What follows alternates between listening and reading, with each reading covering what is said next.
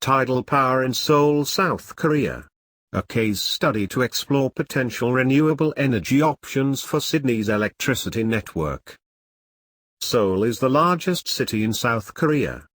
The city is home to 25 million people, and is the commercial, financial and industrial center, accounting for 50% of South Korea's GDP. This large population, and high level of economic activity create huge demand for electricity, with Seoul consuming 46,555 gigawatt-hours each year. Seoul, like Sydney, is highly dependent upon fossil fuels for electricity generation, with 2/3 generated from conventional thermal power sources like coal and natural gas. This contributes significantly to global warming and climate change, with South Korea one of the top 10 emitters of greenhouse gases in the world. Also, like Sydney, Seoul is vulnerable to the impacts of climate change, in particular an increase in the number of significant rainfall events and flooding along the Han River, which runs through the center of downtown Seoul. Climate change will lead to more events like that seen in 2011, where Seoul was hit by catastrophic floods which killed 77 people and caused significant property and infrastructure damage.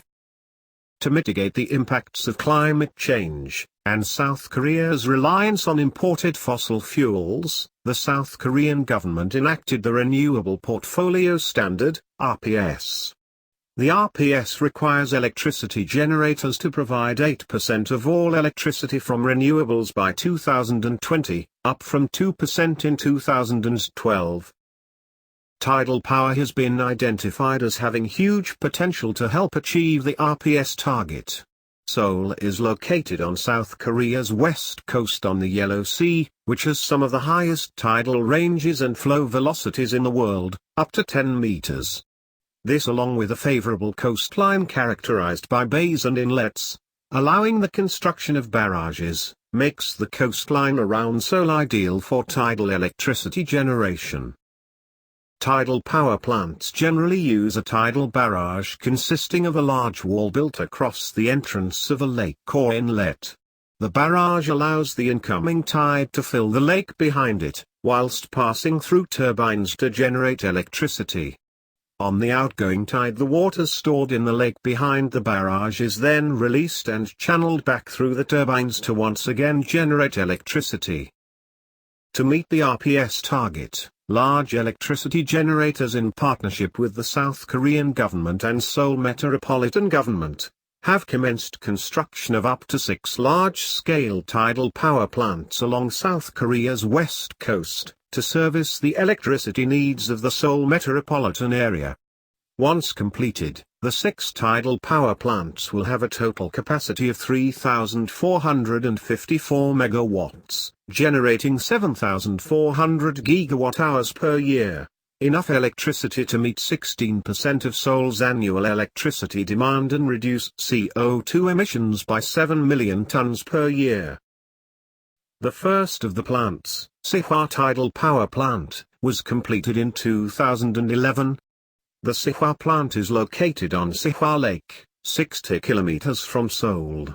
Sihwa is the largest tidal power plant in the world, with a capacity of 254 megawatts, and generates 552.7 gigawatt-hours per year. Benefits to Seoul over the lifetime of the project will include, a 7 million ton reduction in CO2. Will allow electricity generators to meet the RPS target of 8% renewable energy by 2020. Provide cheaper electricity than coal or natural gas. And longevity of tidal plants, usually 70 to 100 years. Costs to Seoul over the lifetime of the project will include, high construction costs at about $1 million per megawatt of capacity. Build-up of silt, sediment and pollutants in tidal barrage. And will change the marine ecosystems and impact sea life around the plant. The lessons that Sydney can learn from this case study, on tidal power in Seoul, include: Sydney's coastline provides sites suitable to construct tidal power plants. Examples include the Hawkesbury, Botany Bay, and Sydney Harbour. However, Sydney's tidal range of 2 meters is too low to make tidal electricity generation viable, based on current technologies. The use of tidal barrages would also result in significant impacts on marine ecosystems.